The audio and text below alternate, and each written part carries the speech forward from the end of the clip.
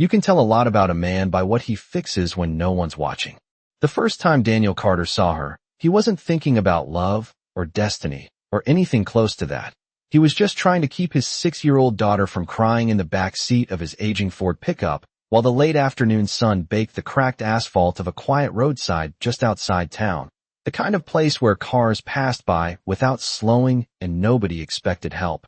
And yet there she was, standing next to a sleek black motorbike that clearly didn't belong on that dusty stretch of road, her hands on her hips, frustration written all over her face as she kicked lightly at the tire like it had personally betrayed her.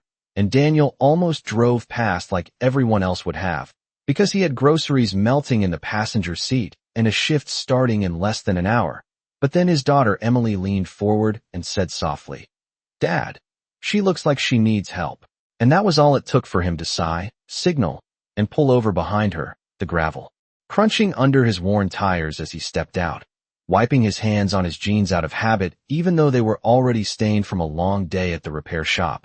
And as he approached, he noticed small details without meaning to. The way her clothes were simple but clearly expensive. The way she carried herself like someone used to being listened to.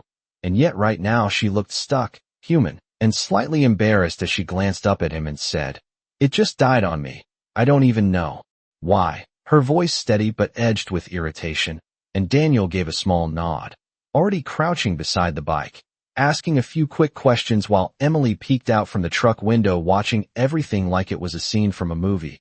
And within seconds he spotted the issue, something minor but enough to leave her stranded, and as he worked he felt that familiar quiet focus settle in, the kind that blocked out everything else. The ticking clock, the responsibilities waiting for him, even the fact that this stranger clearly came from a world far removed from his own.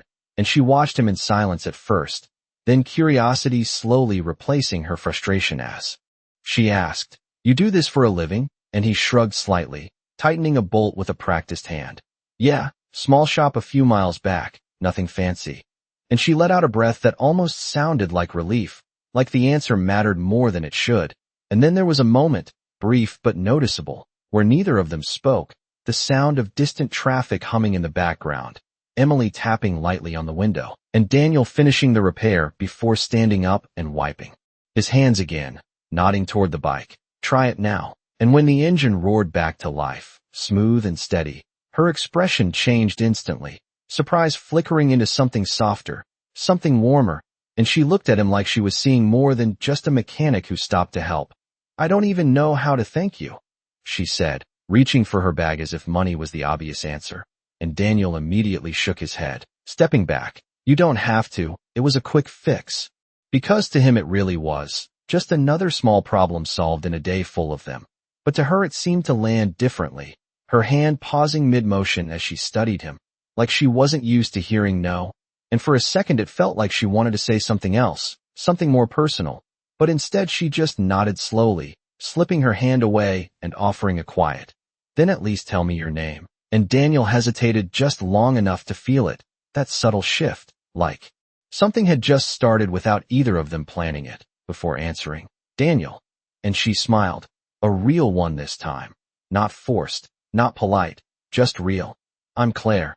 And as he turned back toward his truck, Emily already opening the door with wide curious eyes, he didn't realize that this simple stop, this small decision to pull over, was about to unravel everything he thought he understood about love, trust, and the kind of life he believed someone like him was allowed to have. And behind him, Claire watched him leave a second longer than necessary, her hand resting lightly on the handle of the bike, her expression no longer frustrated, but thoughtful, like she had just found something she didn't even know she had been searching for. And for the first time in a long while, she didn't start the engine right away. Sometimes the smallest favors are the ones that stay with you the longest.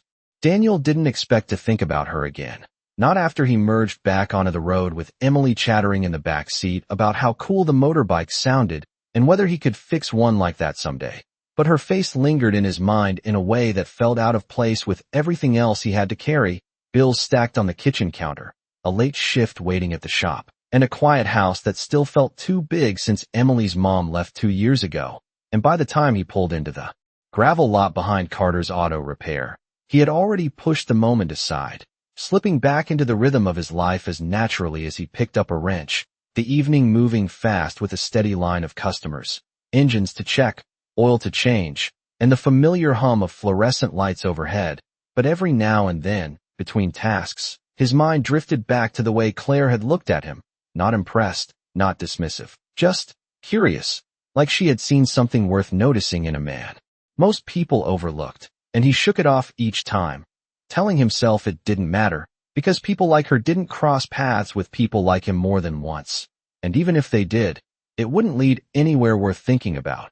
But then, just as he was about to close up for the night, wiping down the counter while Emily sat nearby coloring quietly with a box of worn crayons, the low rumble of a familiar engine rolled into the lot, smooth, controlled, unmistakable, and Daniel froze. For half a second before turning toward the open garage door, watching as that same black motorbike came into view under the yellow light. And there she was again, Claire, pulling off her helmet this time with a small exhale, her hair falling loose as she looked around like she had already decided this was the place she needed to be. And Emily noticed first, her eyes lighting up as she whispered, "Dad, it's her." And Daniel felt something shift in his chest, something he wasn't ready to name. As he stepped forward, forcing a neutral expression, "Everything okay with the bike?" he asked, practical, distant the way he always was with customers. But Claire shook her head slightly, a faint smile forming. "The bike's fine.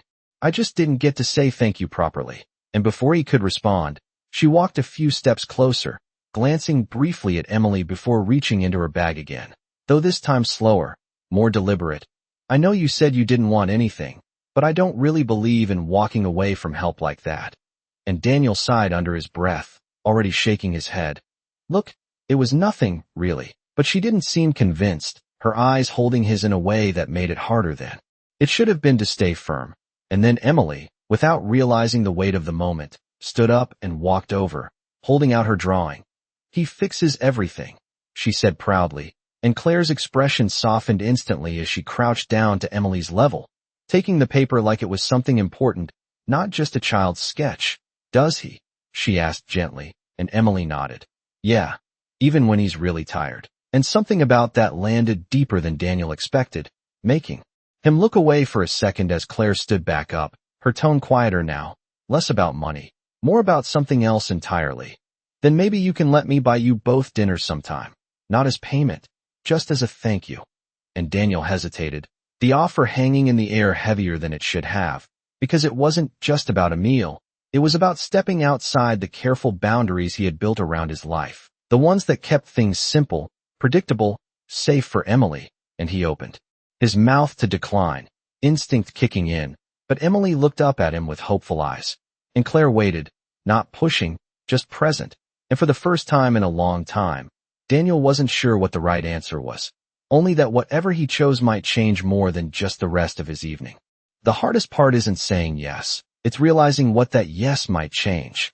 Daniel didn't answer right away, the quiet hum of the garage filling the space between them as he looked from Claire to Emily and back again, weighing something that felt bigger than a simple dinner invitation, because his life had been built carefully, piece by piece, after everything fell apart, and he wasn't used to letting new people into it, especially not someone like her, someone who didn't quite fit into the world he understood.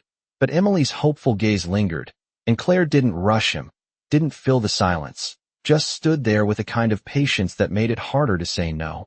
And finally, he exhaled slowly, rubbing the back of his neck before giving a small nod. "Dinner? Yeah, I guess that's okay." And Emily's face lit up instantly, her excitement spilling over as she clapped her hands lightly, while Claire's reaction was quieter, just a soft smile and a subtle shift in her shoulders like something inside her had eased. "Great," she said simply, not overplaying it. "There's a place about 10 minutes from here, nothing fancy." And Daniel almost smiled at that, because the way she said it made him wonder what fancy meant in her world, but he didn't question it, instead closing up the shop a little earlier than usual, locking the door while Emily held his hand and Claire waited by her bike, the evening air cooling just enough to take the edge off the day's heat, and the short drive felt different than most nights. Emily talking nonstop in the back, while Claire followed behind them, her headlights steady in the rearview mirror, And when they pulled into the parking lot of a small diner with flickering neon lights and half-filled booths, Daniel felt a strange sense of relief, because this was familiar territory, a place where he knew how to exist without overthinking. And inside, the smell of coffee and grilled food wrapped around them as they slid into a booth, Emily immediately reaching for a menu while Claire looked around with quiet interest, not judgment, which surprised him more than he expected. "You come here a lot?" she asked, tracing the edge of the table lightly, and Daniel nodded. "Whenever we can." And there was a beat before she responded, softer this time. "I like it." And for a while, things were simple, orders placed small, conversations shared, Emily filling the gaps with stories about school and her drawings, Claire listening like every word mattered, asking questions that weren't just polite, but genuinely curious. And Daniel found himself watching that more than anything else. The way Claire interacted with his daughter, the way Emily warmed up to her so quickly, and it unsettled him in a way he couldn't fully explain, because it felt easy, too easy, like something that shouldn't come without complications. And sure enough, the shift came quietly, almost unnoticed at first. When Claire's phone buzzed on the table, the screen lighting up with a name, she quickly turned away from view, her expression tightening just for a second before she silenced it. And Daniel caught that, the change, the glimpse of something heavier beneath the surface. "You don't have to ignore it," he said casually, but she shook her head, offering a small smile that didn't quite reach her eyes. "It's nothing important." And that didn't sit right with him, not because he needed to know, but because it reminded him that there was a part of her world he couldn't see, something she was keeping just out of reach. And as the night went on, laughter returned, the tension easing, but that moment lingered quietly in the background, like a thread waiting to be pulled. And when dinner ended and they stepped back outside under the dim parking lot lights, Emily already half asleep against his shoulder, Claire hesitated beside her bike, looking at Daniel like she wanted to say something more, something real, but instead she just asked, "Can I see you again?" And this time, the question landed differently, not as a simple invitation, but as the beginning of something neither of them fully understood yet. And Daniel, standing there with his daughter in his arms and a life that didn't leave much room for uncertainty, realized he was already further in than he meant to be. Not everything that feels simple actually is. Claire didn't answer his question right away, and Daniel noticed it, the way her eyes held his for a second longer than before, like she was deciding how much of herself to show and how much to keep hidden. And then she gave a small nod, almost too quick. "Yeah, I'd like that," she said, but there was something underneath it now, something more careful. And as they parted ways in that dim parking lot, Daniel felt the weight of it settle in, the sense that whatever this was, it wasn't going to stay as easy as a repaired motorbike and a shared dinner. And over the next few days, life returned to its usual rhythm on the surface. Early mornings, getting Emily ready for school, long hours at the shop, the steady grind that left little room for distraction. But Claire didn't disappear like he expected. Instead, she showed up again, not all at once, not overwhelming, just small, consistent moments, stopping by the shop with coffee she claimed was too much for one person, asking questions about cars she clearly didn't need answers to, lingering just long enough to become part of the routine. And Emily took to her quickly, greeting her with the kind of excitement usually reserved for weekends or birthdays. And Daniel tried to keep things balanced, reminding himself that this wasn't permanent, that people like Claire had lives that moved faster and higher than his ever would. But the more time passed, the harder it became to hold on to that belief, because Claire didn't act like someone passing through. She acted like someone choosing to stay, and that's what started to unsettle him. Not anything she said, but the consistency of it, the quiet way she fit into their lives without forcing it. And then one afternoon, the shift came, subtle but undeniable, when Daniel stepped out of the garage to grab a delivery and noticed a black SUV parked across the street, engine idling, tinted windows too dark to see inside. And at first he ignored it, assuming it belonged to someone nearby. But then he saw Claire standing just outside the shop, her posture slightly tense as she spoke into her phone, her voice lower than usual. And when she turned, she caught him looking, and for the first time since he met her, she didn't smile right away. Instead, she ended the call quickly and slipped her phone into her bag like it didn't matter. "Everything okay?" Daniel asked, wiping his hands on a rag, but she nodded too quickly. Yeah, just work stuff, she said, though he had never actually heard her talk about work before. And that realization lingered as he followed her gaze briefly toward the street, toward that SUV that suddenly felt less random. And then, as if sensing the shift, Claire stepped closer, her tone lighter again. Hey, I was thinking, there's this place a bit outside town, kind of quiet. I thought maybe we could go this weekend. And it sounded normal, harmless even, but Daniel hesitated, not because of the invitation, but because of everything around it. The phone call, the car, the way she seemed to be managing something just out of view. And for the first time, he felt it clearly, that gap between who she was with him and who she might be when she wasn't. And it made him uneasy in a way he couldn't ignore, because his life didn't have room for unknowns like that. Not with Emily depending on him. Not with everything he had already lost. And yet when Emily ran out from inside the shop, spotting Claire and immediately asking, "Are we going somewhere again?" the tension cracked just enough to blur his judgment. And Claire smiled at her, warm and effortless. But there was a flicker of something else beneath it, something almost like worry, and Daniel caught that too. And suddenly the question wasn't just whether he wanted to see her again, but whether he was ready to find out who she really was. And as he looked past her one more time at the SUV that was now pulling away slowly, like it had been waiting for something, he realized that whatever Claire was hiding, it wasn't small, and whatever they were building, it had just shifted into something far more complicated than either of them had planned. The moment you start asking questions is usually the moment things stop feeling simple. Daniel didn't bring up the SUV right away, not that afternoon and not the next day either, because part of him hoped there was an easy explanation, something ordinary that would fit into the version of Claire he had come to know, the one who showed up with coffee and laughed at Emily's stories like they actually mattered. But the image stayed with him.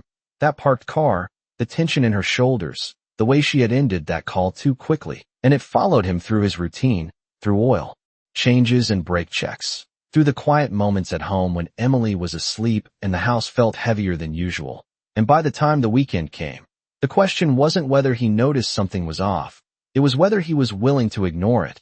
And when Claire pulled up Saturday morning, not on the motorbike this time, but in a modest sedan that didn't quite match the rest of her, Daniel felt that same quiet conflict settle in his chest again, because everything about her felt real when she was standing in front of him, smiling, greeting Emily with an easy warmth, but everything around her felt managed, like pieces of a life he couldn't quite see.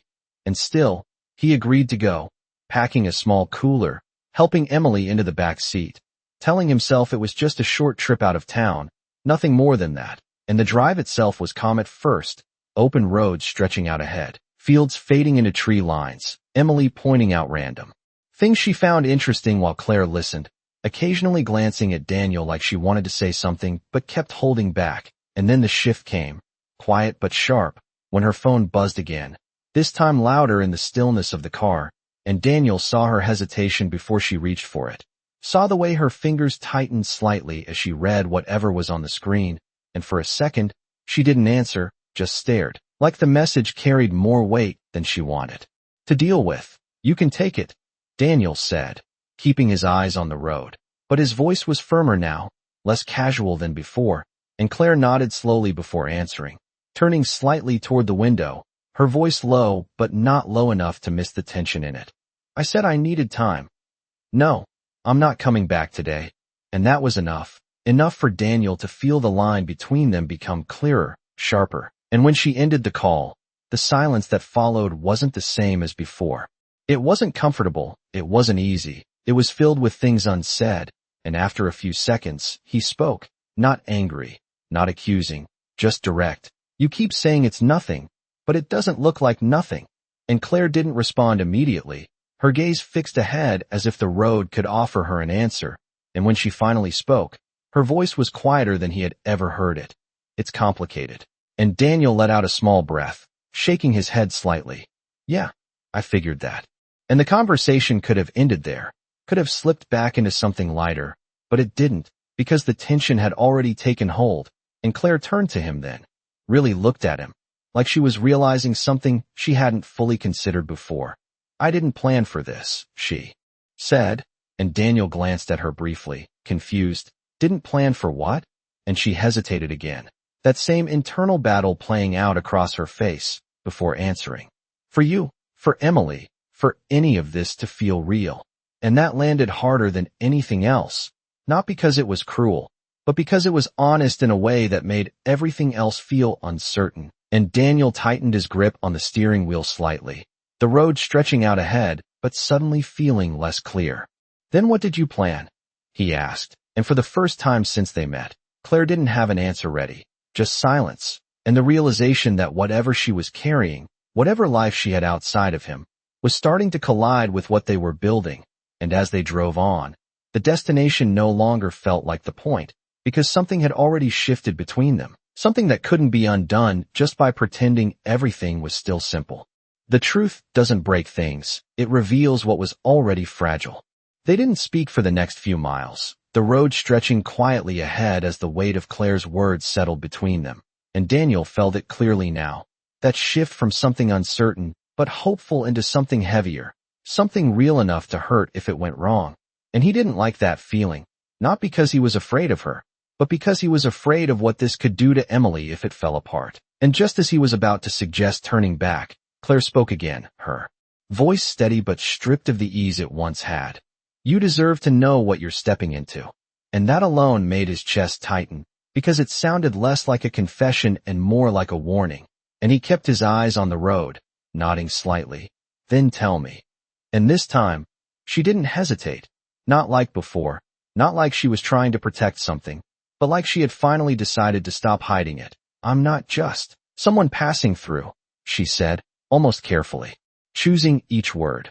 I run a company, multiple actually, most of them based out of New York, and I've been gone because I needed to get away from all of it. And Daniel frowned slightly, trying to piece that together with everything he had seen so far. Lots of people run companies, he said, still not fully understanding why that mattered. And Claire let out a quiet breath, her gaze dropping for a moment before she met his eyes again. Not like this, Daniel. I'm the CEO of a multi-billion-dollar firm, the kind that doesn't really let you disappear without consequences. And the words landed hard, not because he didn't believe her, but because suddenly everything made sense in a way he didn't want it to. The car, the calls, the tension, the feeling that there was always something just out of reach, and for a moment, he didn't respond, just drove, processing, adjusting, trying to reconcile the woman who sat beside him with the life she was describing. And behind them, Emily shifted slightly in her seat, humming softly to herself, unaware of how much had just changed, and that made it worse somehow, because this wasn't just about him. It was about her too, about what kind of people he let into her world.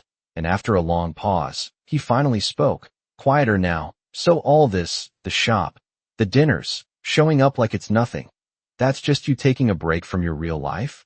And Claire shook her head immediately, more firmly than before. No, that's the only part that's been real, she said. And there was no hesitation in that, no uncertainty, just something raw and honest that cut through the rest of it. Everything else, that's the part that doesn't feel real anymore. And Daniel glanced at her then, really looked at her, and for the first time, he saw not just the difference between them, but the weight she was carrying, the kind of pressure that didn't show up in bank accounts or expensive things, but in the way she held herself. Like she was always being watched, always being expected to be something she didn't fully recognize anymore. And still, it didn't make things easier, because reality didn't change just because feelings did. People like you don't just walk away from that, he said, not accusing, just stating what felt obvious. And Claire's expression tightened slightly, a flicker of something deeper surfacing. Exactly, she replied, which is why they keep trying to pull me back. And as if on cue, her phone buzzed again, louder this time, more persistent, and she didn't even look at it before silencing it, her jaw tightening just enough for Daniel to notice. And suddenly the road ahead felt different, not just a path to wherever they were going, but a line between two completely different worlds. And he realized then that this wasn't just about whether he liked her, or whether she liked him. It was about whether there was any version of reality where someone like him and someone like her could exist without one of them having to give up everything they knew. And as the car slowed near the quiet roadside clearing she had mentioned, the engine idling as neither of them moved to get out, Daniel understood something clearly for the first time. This wasn't just complicated, It was the kind of situation where someone always ended up losing something, and he wasn't sure he was willing to let that be his daughter. Sometimes the breaking point doesn't come from one big thing, but from everything hitting at once. Daniel didn't turn off the engine right away, his hands still resting on the steering wheel as the quiet clearing stretched out in front of them. Trees swaying gently in the afternoon breeze like nothing had changed, like the world hadn't just shifted under his feet.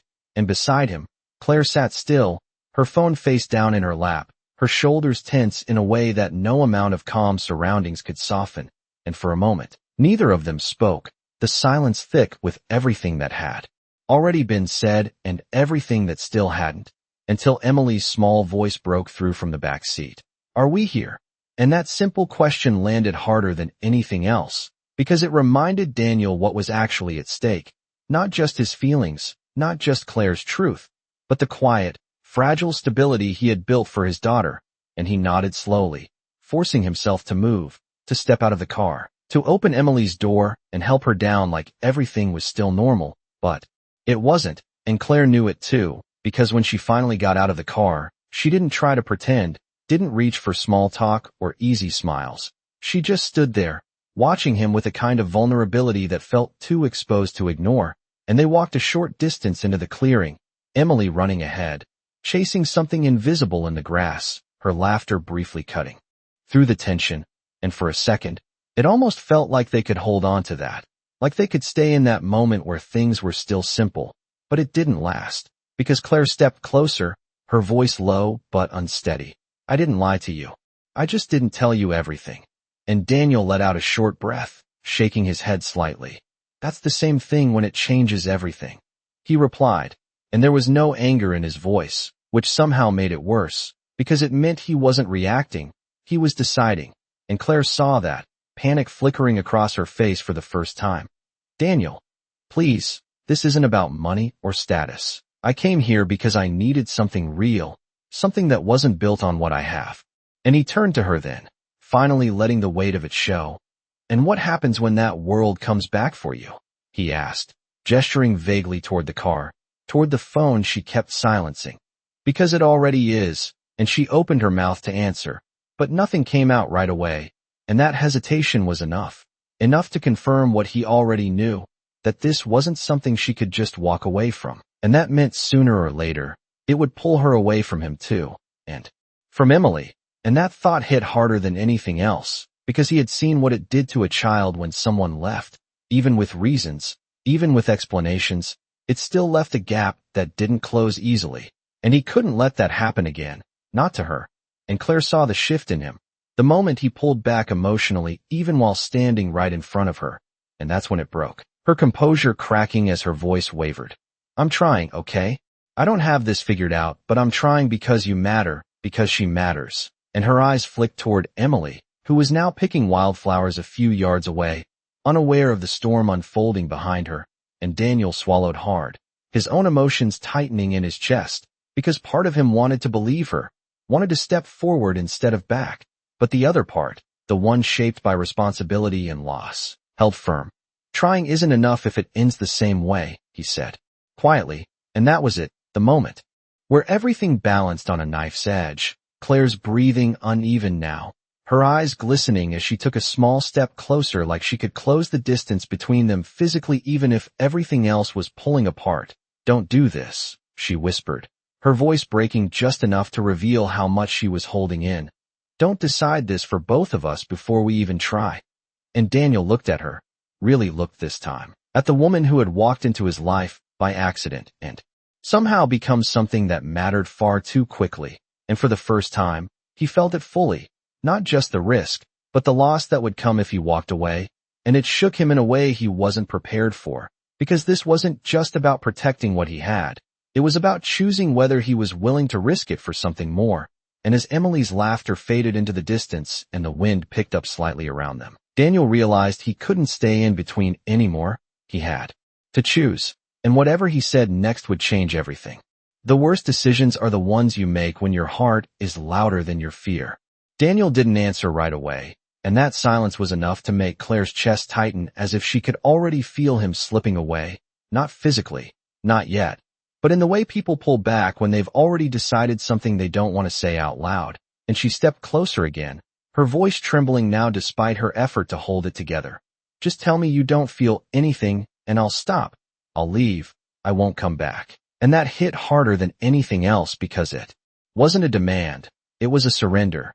And Daniel looked at her, really looked, at the woman who had disrupted his careful, predictable life in ways he hadn't allowed anyone to in years. And for a moment, everything inside him conflicted at once, the instinct to protect Emily, the fear of repeating the past, and the undeniable truth that somewhere along the way, this had stopped being simple, stopped being casual, and turned into something real, something he couldn't just walk away from without feeling it.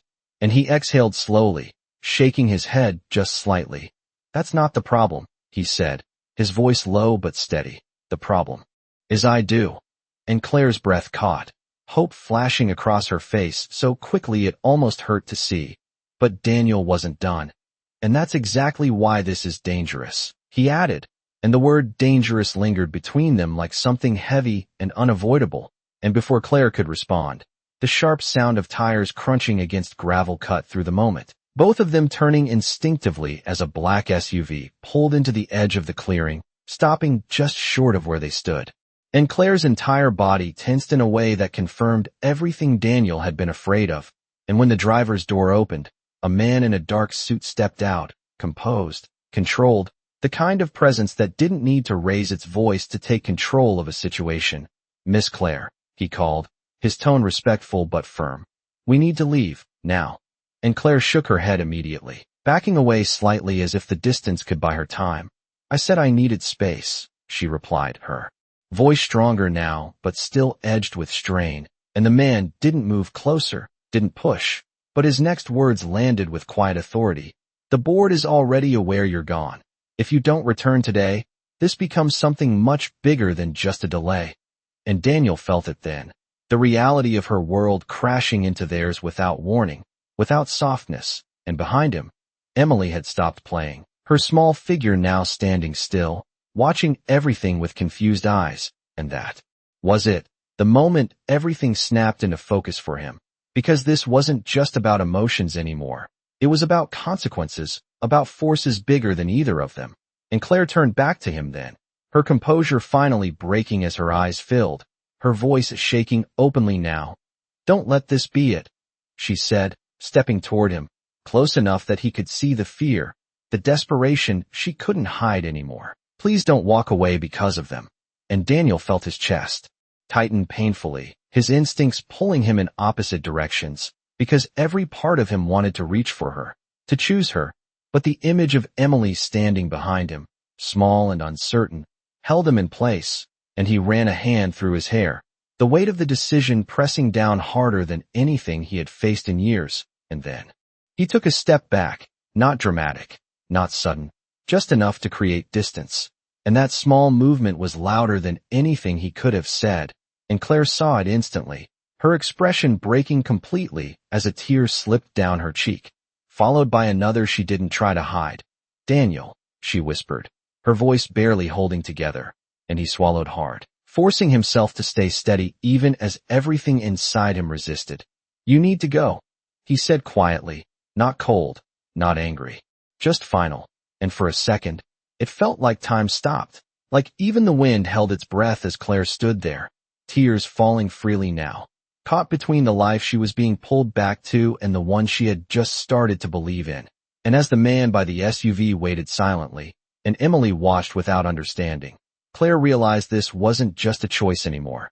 It was a moment she couldn't pause, couldn't undo. And with one last look at Daniel, filled with everything she hadn't had time to say, she turned slowly toward the car, her steps heavy, uncertain, as if each one cost more than the last. And behind her, Daniel stood still, his heart pounding with the quiet, unbearable question he hadn't answered yet, whether letting her go like this was protecting his life, or losing the one thing that could have changed it forever. Sometimes the moment you think it's over is the moment you finally understand what you're about to lose.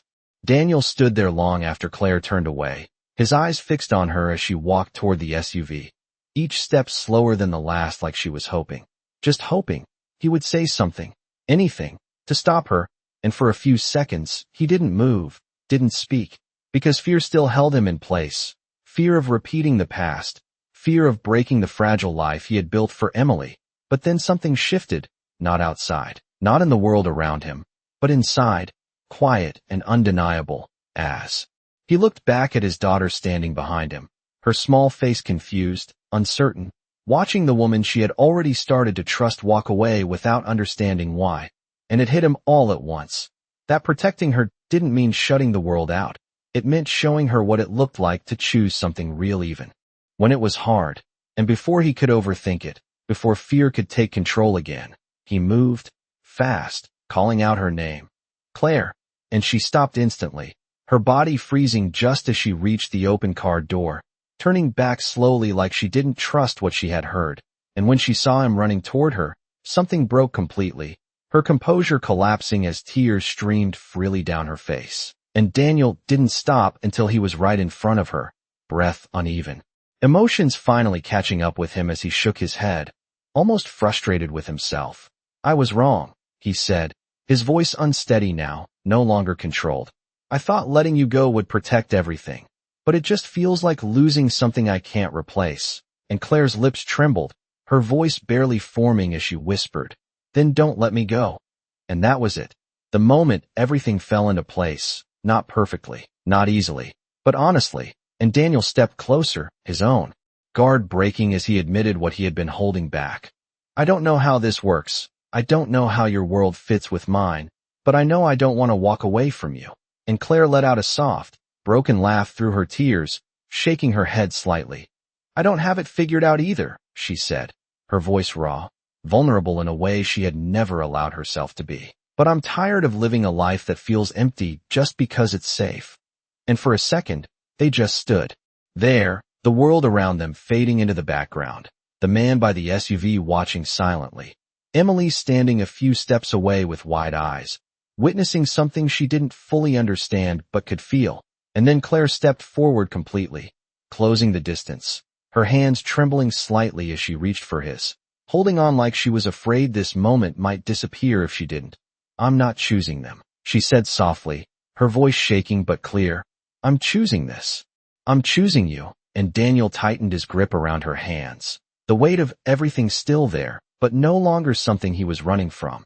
And behind them, the suited man exhaled quietly before stepping back, already understanding the decision that had just been made. And this time, Claire didn't follow him, didn't look back at the car, because for the first time, she wasn't being pulled, she was deciding. And a few moments later, Emily ran up to them, slipping her small hand into Claire's without hesitation, and Claire smiled through her tears, kneeling slightly to meet her at eye level. Hey, she said softly, and Emily just smiled back, simple, trusting, like she had already accepted what took the adults so long to understand. And as the sun dipped lower in the sky, casting warm light across the clearing, Daniel realized something he hadn't allowed himself to believe before, that sometimes love didn't come from perfect timing or matching worlds. It came from choosing each other despite everything that said it wouldn't work. And maybe that was enough. Maybe that was what made it real. And as they stood there together, no longer separated by fear or distance, the future was still uncertain, still complicated, but it was theirs to face, not alone, but together. And if you found yourself in Daniel's place, would you have let her go, or would you have run after her before it was too late? And if this story made you feel something, don't forget to subscribe and stay with us for more stories that feel just a little too real to ignore.